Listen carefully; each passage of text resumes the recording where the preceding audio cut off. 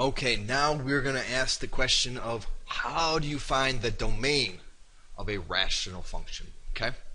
Well, to start off, in general, the domain of a rational function is a set of all real numbers. It's usually everything. That's what the domain is, except a few key things. And those key things are numbers that when you put it in for a number in for this x and this x and this x, right? If you put a number in for that x, it makes the denominator, this whole entire denominator, equal to 0. Okay? If you make something equal to 0 in the denominator, you have messed it up. You can't divide by 0.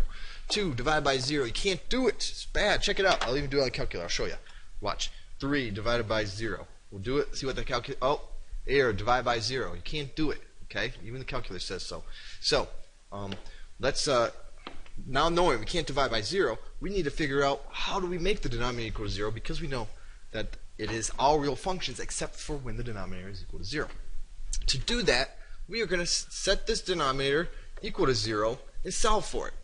And remember, when we're solving quadratics, we have to factor this quadratic. And that is why I have this over here for us. We're going to use this again. We're going back to chapter 5, and we're going to use our little x thing. Remember the x thing, what we do is we take this 20, we put that on the bottom. And then we take this 9 right here, and we put that on the top. And then we have to ask ourselves, what times what is 20 to add together be 9? So just think about this for a little bit. We got 4 and 5. 4 times 5 is 20, and 4 plus 5 is 9. So we just factored the bottom. So let's rewrite this as x squared minus 7x plus 12. That was the numerator. Divided by, and we'll use, how about, go back to our trusted purple. And then we have x, and then remember we had 4, so x plus 4, and then we had x plus 5. So the question is, now, let's look at the denominator here. That's all we're caring about. How can we make this denominator 0? Well, we're going to look at each of these parentheses separately.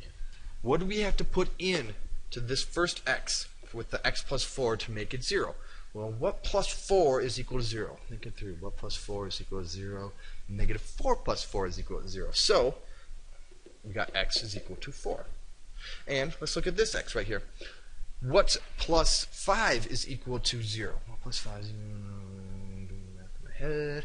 And we get negative 5. Okay, so we got negative 5 for that. And this one, oh, I'm sorry, that should have been negative 4 there. I'm pretty sure I said that. So we have x equals 4 and negative 5.